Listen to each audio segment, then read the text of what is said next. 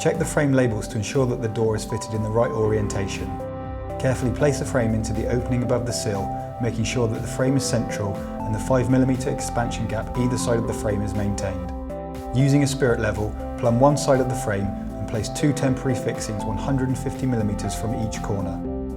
At this stage, do not fully tighten the fixings. It's advised you pilot drill first to ensure that the thermal break does not crack. Care should be taken not to over-tighten the fixings. Packers must be used adjacent to each fixing point.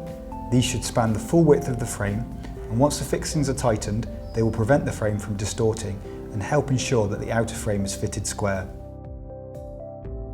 Repeat this process on the other side of the frame, using a spirit level to ensure that the frame is parallel and true in the opening. Once both sides are level, parallel and plumb, place a fixing in the centre of the head, again using packers. Now put the rest of the fixings at 600mm intervals around the head and sides, not forgetting to tighten the original fittings at the end. It is vital to ensure that the outer frame is fitted square, plumb and level. Fit the door handle and check the door operation. If everything is fitted correctly, the doors should glide freely.